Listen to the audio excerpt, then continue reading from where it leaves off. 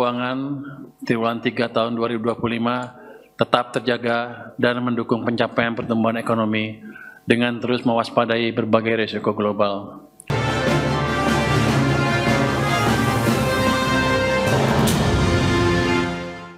Komite Stabilitas Sistem Keuangan memastikan stabilitas sistem keuangan nasional di kuartal 3 tahun 2025 tetap terjaga. KSSK pun memproyeksikan pertumbuhan ekonomi Indonesia di akhir tahun 2025 bisa menyentuh 5,2%. Stabilitas sistem keuangan triwulan 3 tahun 2025 tetap terjaga dan mendukung pencapaian pertumbuhan ekonomi dengan terus mewaspadai berbagai risiko global.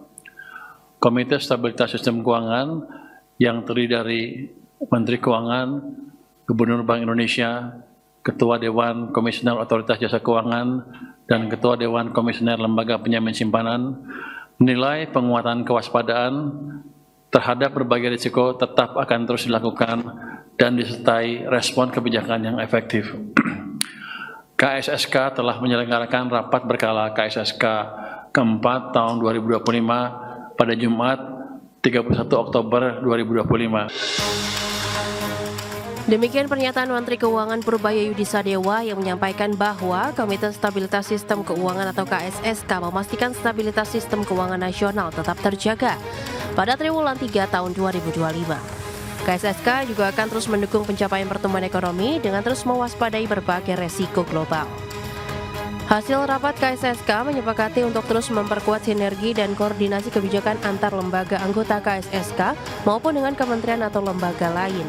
Hal ini guna memastikan agar stabilitas sistem keuangan selalu terjaga sekaligus mendorong pertumbuhan ekonomi nasional.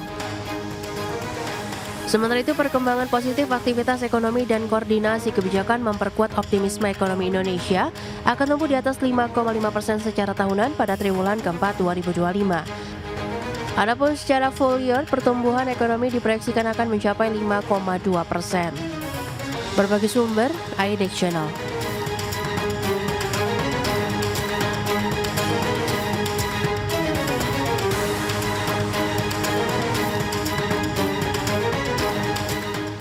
Ya, pemirsa, untuk membahas tema kita kali ini, resiliensi sistem keuangan di tengah tantangan ekonomi global, kita sudah tersambung melalui Zoom bersama dengan Bapak Danang Gerindra Wardana, Dewan Pakar Asosiasi Pengusaha Indonesia Apindo, kemudian juga ada Ibu Friska Savitri, ekonom FEB dari UPN Veteran Jakarta. Langsung saja kita sapa. Halo Pak Danang, apa kabar Pak? Baik Mas Pras, terima kasih. Baik, terima kasih juga atas waktu yang disempatkan Pak Danang, dan juga apa kabar Ibu Friska? Halo, kabar baik Mas Pras, terima kasih. Baik, terima kasih atas waktu yang disempatkan. Sebelum membahas lebih jauh, tadi sudah disampaikan KSSK menyebutkan bahwa memang kalau kita bicara mengenai stabilitas sistem keuangan nasional begitu di kuartal 3 begitu memang masih tetap terjaga. Nah, apakah memang menurut dari ekonom sendiri ini sudah sesuai dengan konsensus dari para ekonom saat ini begitu? Silakan Bu Friska. Oke, kalau tadi saya dengar ya pernyataan tentang stabilitas sistem keuangan ekonomi nasional itu sudah terjaga, itu memang sejalan dengan proyeksi ekonomi. Nah, ini kita bisa lihat dari inflasi terkendali di kisaran 2,6% misalnya gitu ya, cadangan devisa stabil, cadangan devisa kita tinggi sekitar 148 miliar dolar Amerika, dan perbankan nasional itu mempunyai rasio modal itu di atas 26%, yang artinya itu sektor keuangan kita punya bantalan yang cukup kuat. Nah, kalau dari sisi makro, pertumbuhan ekonomi Indonesia itu adalah sekitar 5,1 pada semester 1 ya. Dan akhir tahun ini kisarannya 5,2%. Itu cukup realistis. Namun, sebagian ekonom itu juga memperingatkan bahwa risiko eksternal seperti pelemahan ekonomi Tiongkok, ketegangan geopolitik, tingginya suku bunga global itu akan menahan laju investasi dan ekspor. Nah, tantangannya adalah bagaimana stabilitas ini benar-benar diterjemahkan menjadi pertumbuhan yang produktif. Jadi itu bisa lewat investasi, bisa lewat penyerapan tenaga kerja, dan daya beli masyarakat tentu harus dibikin semakin kuat. Nah, ini yang mungkin harus jadi PR kita semua, saya rasa ya. Mungkin itu dari siapa. Baik Bu Friska. Nah, dari Apindo sendiri, Pak Danang, Anda melihat apakah memang sesuai juga dengan proyeksi dari pelaku usaha begitu, atau bagaimana sih melihat kondisi ekonomi saat ini begitu? Apakah memang inilah kondisi yang diinginkan juga dari pelaku usaha ataupun dunia usaha secara umum begitu Pak Danang? Ya, kalau pertanyaan tentang proyeksi ya mungkin belum 100% sesuai dengan ekspektasi kita ya. Oke. Karena masih ada banyak perdebatan terkait dengan pertumbuhan ekonomi kita, benarkah sebesar 5,1% di pertengahan tahun ini. Tapi kemudian kita sebenarnya cukup optimis sih dari pelaku usaha sih, melihat bagaimana resiliensi ya. Resiliensi ini kan ketahanan gitu. Ya. Kalau kita lihat secara ketahanan ekonomi kita sih bagus gitu ya, tapi pertumbuhan ekonomi angka yang berbeda gitu. Nah, bagaimana sekarang kita bisa bilang bahwa kita cukup optimis, yaitu bahwa kalau kita lihat situasi keadaan perbankan kita ya sangat-sangat stabil. Meskipun ya catatannya suku bunga kredit kita juga masih relatif tinggi lah ya di kawasan ASEAN ya. Oke. Jadi untuk mendorong iklim investasi saya kira perlu proses kebijakan jangka pendek menengah ke depan untuk memperbaiki suku bunga kredit kita supaya investasi kita semakin tumbuh kan. Kalau suku bunga kreditnya relatif terjangkau oleh kalangan investor, maka investasi akan tumbuh. Tapi ini sedikit mengorbankan teman-teman kita di perbankan. Tapi kita lihatlah secara makro bagaimana kita berkompetisi dengan negara-negara di kawasan ASEAN. Oke. Nah, kalau kita lihat yang tadi Bu Priska juga sampaikan bahwa tantangan global itu jauh lebih menakutkan sebenarnya ya. Sampai sekarang kan kita tidak punya kepastian terkait dengan tarif Trump war ini. Ini mempengaruhi keseluruhan sistem ketahanan ekonomi kita di sektor industri ya. Karena kalau dari produk-produk ekspor ke US pasti semuanya akan terpengaruh ya. Dan sisi lain dari adanya tarif Trump war ini atau apa yang disebut dengan reciprocal war ini juga mengakibatkan perubahan supply chain global. Jadi negara-negara pasti akan berbenah untuk melakukan satu perbaikan untuk bermitra dengan negara-negara mana. Ini juga menimbulkan multipolarisasi ya. Bahwa kawasan Asia, kawasan Eropa, kawasan Amerika, Eropa Timur, kemudian mereka akan berlomba-lomba untuk mencari mitra-mitra dagang mereka secara lebih agresif. Hanya gara-gara seorang Trump melakukan sebuah Trump war ini. Oke.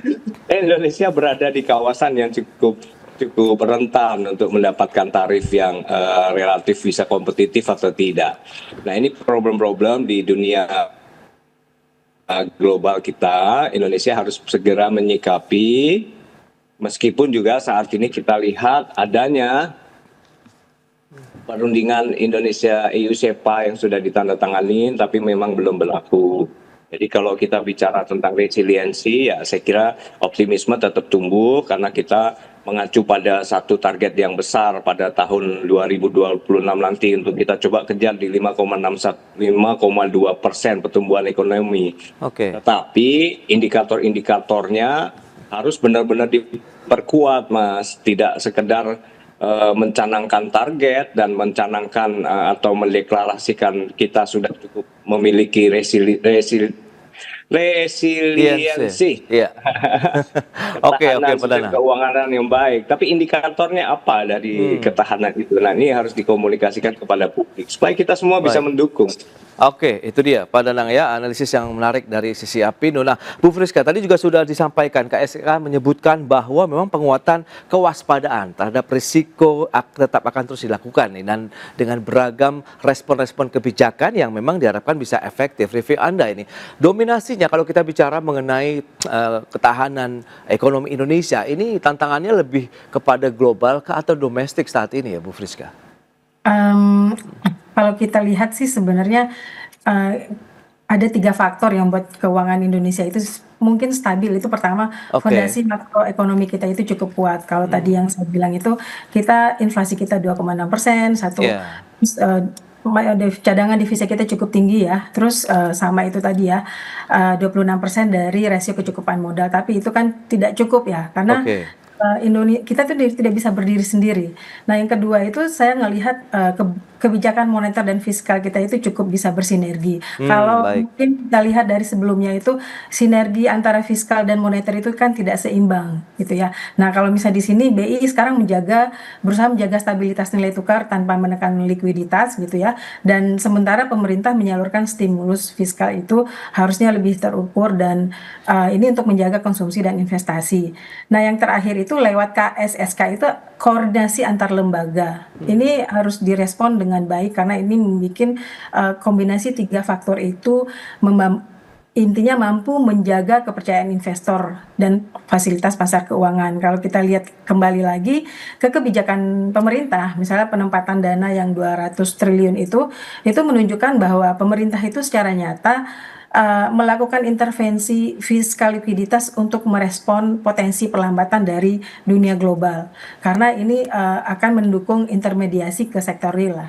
Nah, ini yang dalam bentuk respon kebijakan yang dilakukan pemerintah untuk sebagai bumper terhadap impact dari gonjang-ganjing yang terjadi di dunia global ya. Ini yang menurut saya juga harus kita perhatikan.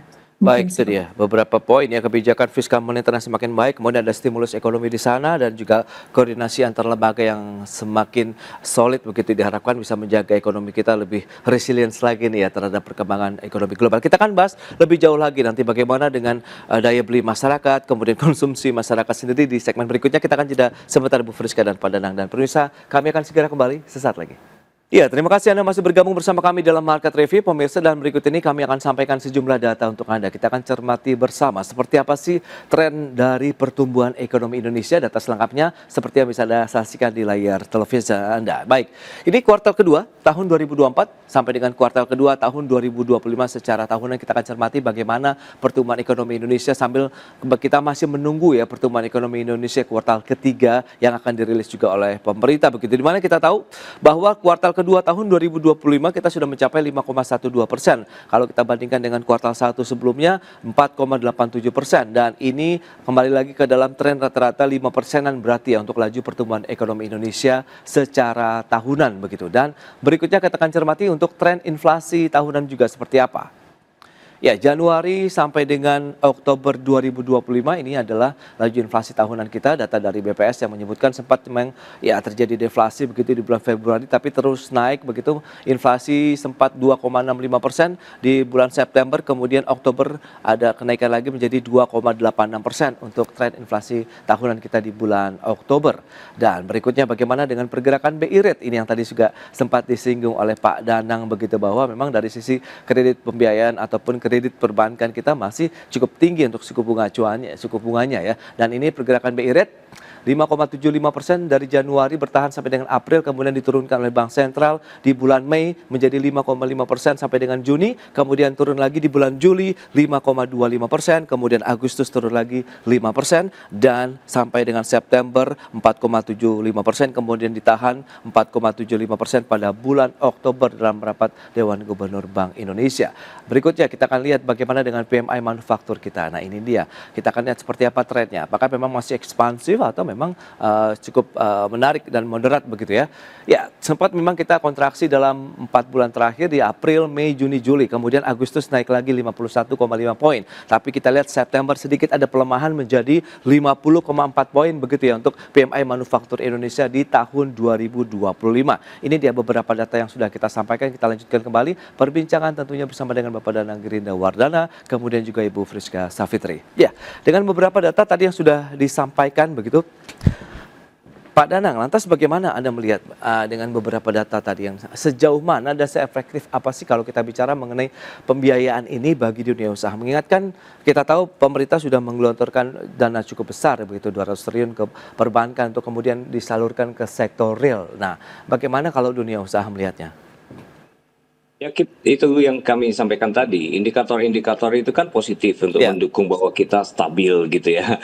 Meskipun ada satu indikator yang mungkin belum dicantumkan di sana, yaitu terkait NPL ya, non performing loan. Itu angka kita publikasi dari BI di angka 2,4%. Oke. Tapi apakah 2,4% itu bagus atau tidak? Nah, masyarakat umum perlu tahu bahwa ya ini cukup bagus 2,4%, tapi kecenderungannya bisa menaik loh, karena hati-hati kita beberapa potensi gugurnya grup-grup perusahaan raksasa di Indonesia ya, kayak kasus Ritex, kemudian yang terakhir kita lihat ada ban Michelin di Indonesia yang kemudian akan menghentikan sekian ratus karyawannya dan perusahaan-perusahaan besar elektronik yang kemarin barusan runtuh, itu bisa mengakibatkan potensi efek domino yang cukup harus diantisipasi lah, tidak terlalu besar tapi harus diantisipasi karena NPL-nya pasti akan menaik gitu. Nah, di sisi lain apakah indikator-indikator yang tadi disampaikan akan menimbulkan gelombang perbaikan secara iklim? Saya kira Ya. kita akan tumbuh dengan baik. Di dalam kesempatan ke depan, industri mesti didukung agar masuk ke Indonesia. Artinya apa? Ada kesempatan kita untuk memperbaiki iklim investasi. Baik, Pak Danang. Ya, Pak Danang, kita langsung ke Ibu Friska terlebih dahulu nih. Kalau ya, baik, Bu Friska, lantas bagaimana kalau memang berdasarkan informasi yang tadi sudah disampaikan, seperti apa lantas ketahanan sektoral kita, kemudian konsumsi publik Indonesia begitu dengan beberapa data yang tadi sudah disampaikan, BI rate yang sudah diturunkan 4,75%, sementara dunia usaha masih berharap dari suku pinjaman bank ini harus lebih rendah lagi begitu. Nah, Anda melihat seperti apa sih korelasinya begitu dengan geliat ataupun aktivitas ekonomi di tanah air? Oke, kalau tadi dari ulasannya Pak Danang sih, memang ada banyak tantangannya. Oke. Tantangan di Indonesia itu adalah pemerataan. Pertumbuhan belum sepenuhnya dirasakan di sektor padat karya, dan UMKM itu kan menjadi tulang punggung tenaga kerja gitu ya. Maka yang perlu dilakukan adalah memastikan agar kebijakan misalnya kredit produktif dan dukungan logistik itu menjangkau seluruh sektor gitu ya. Nah, kalau kita lihat tadi mungkin secara data misal gitu ya, ketahanan sektoral dan konsumsi domestik kita itu memang menjadi penopang utama ekonomi di Indonesia. Kalau kita lihat konsumsi rumah tangga kita 58% dari DJP, dan ini setelah COVID ya, tingkat keyakinan konsumen itu menjadi naik lagi. Lapangan kerja mungkin perlahan-lahan mulai pulih ya. Nah, kalau misalnya dari sisi aktivitas manufacture itu kembali ekspansif. PMI kita itu tumbuh hampir 14%. Nah, ini yang harus kita awasi gitu loh. Jadi secara keseluruhan konsumsi dan sektoral itu menjadi jangkar stabilitas ekonomi nasional. Nah, ke depan itu yang perlu dilakukan adalah sinergi dan perlu kerjasama antara berbagai pihak ya, baik itu moneter, fiskal, pembiayaan produktif juga perlu diperkuat, dan ketahanan ini tidak hanya untuk bertahan, tapi kita juga harus berpikir bagaimana untuk mendorong pertumbuhan yang lebih inklusif. Itu yang mungkin harus diperhatikan, karena seperti tadi juga dibilang oleh Pak Danang, kalau bicara angka mungkin kita juga harus lebih tajam lagi melihat bagaimana ke dalamnya itu. Nanti misalnya sekarang mungkin kita bisa bilang itu optimis, tapi kita nggak tahu kalau misalnya di dunia global ekonomi itu kan kadang-kadang terjadi hal-hal yang ya mungkin 2-3 tahun lagi ada lagi hal lain selain COVID ya, yang itu menggoncang. Nah, kita perlu beberapa planning untuk Indonesia secara domestiknya. Itu mungkin dari saya. Baik, tapi kalau kita lihat sejauh mana dampak volatilitas global seperti geopolitik, geoekonomi terhadap perekonomian dan juga tadi resiliensi dari sistem keuangan kita begitu, Bu Friska? Oke, kalau kita lihat volatilitas global atau geopolitik ini memang memberikan secara ketahanan ekonomi itu melalui 3 jalur ya, ada perdagangan, ada keuangan, ada komoditas gitu ya. Nah, kalau kita lihat lagi ekspor manufacture itu sempat melemah. Rupiah kita kan sempat jatuh dan harga energi pangan itu berfluktuasi itu cukup tajam ya. Tapi kalau secara keseluruhan itu Indonesia masih menunjukkan daya tahan yang cukup kuat karena ditopang oleh konsumsi domestik kita yang solid. Jadi cadangan, ya itu tadi cadangan devisa kita cukup tinggi. Nah sekarang koordinasi kebijakan antara fiskal dan moneter ini cukup baik. Tapi saya kira stabilitas ini tidak boleh membuat kita percaya diri terlalu optimis ya, karena tekanan global ini berisiko terhadap inflasi pangan contohnya gitu ya, arus modal keluar. Contoh misalnya sekarang Indonesia itu sebenarnya dari dulu mungkin 20 tahun, 15 tahun yang lalu itu udah seksi buat negara lain gitu ya. Tapi sekarang kan capital outflow orang pada banyak ke Vietnam misalnya gitu ya. Nah, ini yang tadi juga dibilang kalau misalnya kita lihat dari data ASEAN, sebenarnya kita itu termasuk negara yang sangat sangat besar dan punya kekuatan yang super lah sebenarnya gitu ya. Jadi itu yang harus kita olah lagi sebenarnya. Nah, karena itu pemerintah perlu memperkuat buffer domestik. Jadi baik dari sisi apapun ya, supaya gejolak global ini tidak menular ke ekonomi rumah tangga. Nah, ini yang ditakutkan. Kalau ini sampai menular ke ekonomi rumah tangga, berarti kita harus siap-siap lagi lebih gencar lagi karena target 55,2% itu akan susah untuk dicapai. Karena kalau itu tidak hanya angka gitu ya. Nah, sekarang bukan hanya untuk bertahan, tapi bagaimana ini bisa menjadikan krisis ini momentum untuk memperkuat kemandirian ekonomi nasional kita. Saya rasa mungkin kita semua sudah tahu kalau kita memang sudah saatnya harus Baik. mandiri ekonomi. Mungkin Itu dia, kita akan lihat seperti apa strateginya begitu dan apakah ada digitalisasi keuangan ini bisa menjadi salah satu solusi juga. Kita bahas nanti di segmen berikutnya. Kita akan jeda kembali sebentar Bu Friska dan pemirsa, tetaplah bersama kami. Ya, Anda masih menyaksikan Market Review. Kita lanjutkan kembali perbincangan menarik ini bersama dengan Bapak Danang Girinda Wardana, Dewan Pakar Asosiasi Pengusaha Indonesia, kemudian Ibu Friska Savitri, Ekonom FEB UPN Veteran Jakarta. Ya, dengan kondisi informasi yang tadi sudah kita bahas bersama begitu ya, dari Ibu Friska kemudian Pak Danang, lantas bagaimana? Adakah instrumen-instrumen seperti hedging, kemudian ada lagi obligasi di sana begitu, ini bisa digunakan dunia usaha, pelaku usaha begitu untuk bisa mengurangi dampak eksternal atau bagaimana Pak Danang melihatnya untuk bisa meningkatkan ketahanan dari dunia usaha kita sendiri begitu? Menurut saya sih hedging dan obligasi sih itu alternatif terakhir lah. Oke. Kita kirim uang ke obligasi atau deposito yang lebih berjangka pendek itu saya kira jika tidak ada alternatif lain maka kita lakukan itu karena hedging tuh bayar loh. Iya. Dan deposito tuh punya waktu untuk bisa dicairkan lagi. Tapi konteksnya adalah bagaimana saat ini kita juga sebenarnya masih belum berhasil banget terkait dengan menjaga nilai tukar rupiah kita sehingga fluktuasi dolar atau pelemahan nilai tukar rupiah kita itu masih terjadi begitu sering gitu. Hari ini pun sudah pagi tadi kita lihat masih 16,7, 16.700, artinya rupiah kita melemah lagi. Dan fluktuasi ini akan mendorong orang untuk khawatir secara psikologis kan. Oke. Jadi kita harus memohon kepada KSSK atau komandannya saat ini Pak Menteri Keuangan Pak Purbaya untuk segera bisa membantu mengatasi begitu dinamiknya atau fluktuatifnya nilai tukar rupiah kita. Itu sangat mengganggu dunia industri. Di sisi lain kita juga harus waspada untuk benar-benar cermat pada perubahan perilaku konsumen kita karena pertumbuhan ekonomi kita benar ditopang oleh sebagian besar konsumsi rumah tangga ya, artinya kan domestic consumption kita tinggi gitu, tapi tidak selalu cukup ditopang oleh kapasitas atau kemampuan ekspor kita. Ekspor kita menaik iya, tapi naiknya tuh landai gitu, jauh lebih rendah daripada negara-negara kawasan ASEAN yang lain. Artinya kemudian kita harus melihat perilaku belanja dalam negeri kita, konsumsi domestik itu dilihat dari begitu banyaknya pergeseran perilaku yang biasanya banyak belanja offline, ke toko-toko, ke mall gitu. Ya. Sekarang 30%, 25% sudah bergeser ke belanja e-commerce. Dan kalau belanja melalui e-commerce artinya banyak produk-produk yang dibeli oleh masyarakat kita dengan perubahan perilaku itu adalah produk-produk yang diproduksi oleh negara lain gitu. Baik, oke. Gitu. Artinya konsumsi terhadap produk-produk industri dalam negeri kita, manufaktur dalam negeri kita kan menurun.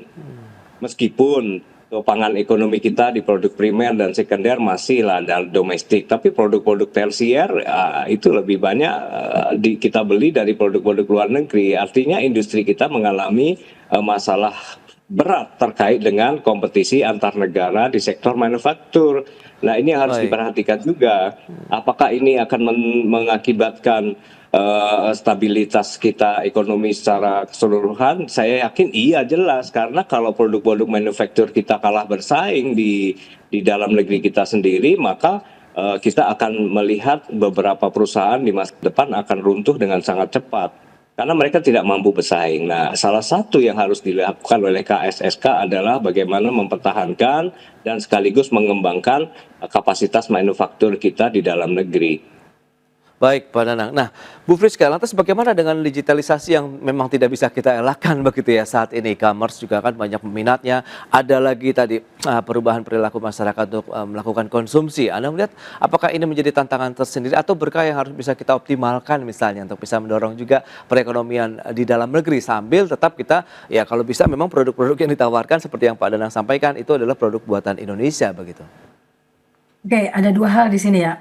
Pertama, kita memang nggak bisa menghindari arus globalisasi, karena itu seperti angin, mau nggak mau kita harus beradaptasi. Kalau misalnya manufaktur kita mungkin harus mau nggak mau harus bersaing, berarti yang kita kasih adalah penguatan secara kualitas. Nah, digitalisasi keuangan melalui vintage, QRIS, digital banking itu secara survei itu memberikan dampak nyata terhadap efisiensi dan stabilitas ekonomi keuangan nasional. Kalau kita lihat lagi 5 tahun terakhir, adopsi transaksi digital itu tumbuh sangat luar biasa.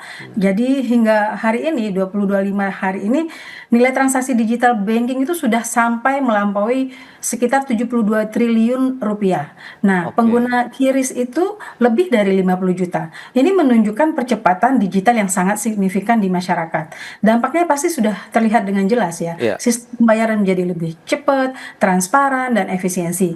Nah, biasanya UMKM yang sebelumnya sulit mengakses perbankan, kini bisa bertransaksi digital, menerima pembayaran non-tunai, atau bahkan mengakses pembiayaan lewat platform vintage. Nah, di satu sisi ini juga masyarakat mau nggak mau harus bergerak untuk mengikuti perkembangan yang ada. Yang dulu mungkin pada zaman COVID mereka keteteran karena ternyata sejak COVID itu kan dunia digitalisasi menjadi semakin bergerak. Contoh misalnya yang punya mungkin yang konvensional, yang punya pasar atau yang punya toko di Tanah Abang, mereka mau nggak mau harus punya digitalisasi seperti itu.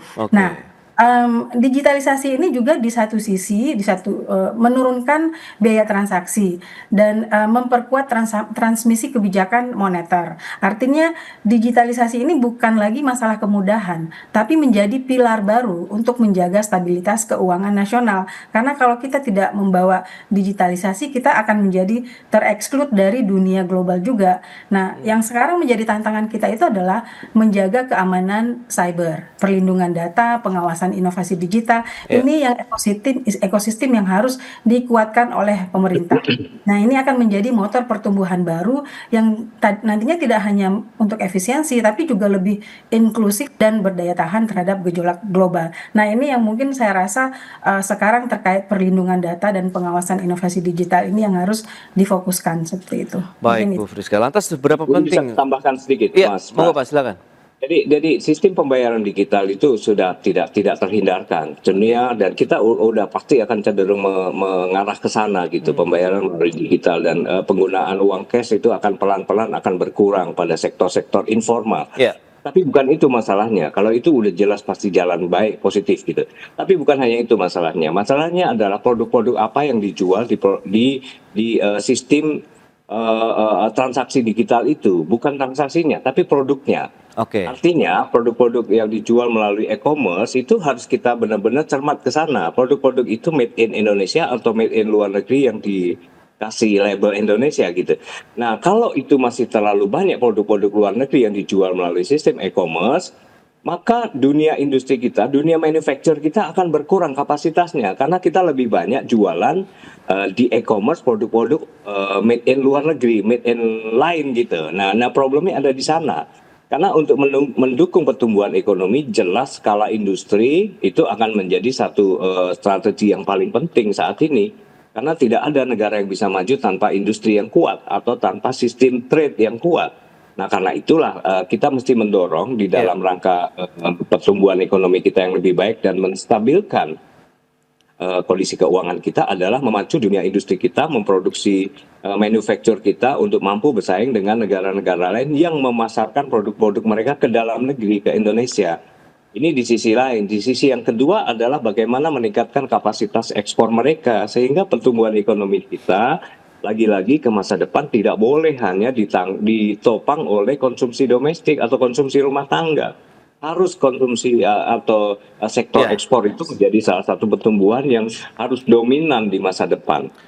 Baik, itu dia beberapa poin yang disampaikan, begitu digitalisasi tapi tetap tidak meninggalkan produk-produk Indonesia begitu yang dipaskan. Sementara kita tahu dengan sistem keuangan saat ini yang memang masih tetap terjaga, resiliensinya juga sampai saat ini sudah terbukti, tapi tinggal bagaimana kita maintain lebih jauh lagi sambil kita tetap menumbuhkan industri di dalam negeri, kemudian penciptaan lapangan pekerjaan di sana dan daya beli masyarakat tentunya. Baik, Ibu Friska, Pak Danang, sayang sekali waktu terbatas, terima kasih banyak atas informasi, update dan juga insight yang sudah diberikan kepada pemirsa pada hari ini. Selamat melanjutkan aktivitas Anda kembali. Salam sehat, sampai berjumpa kembali Pak Danang dan Ibu Friska. Terima kasih.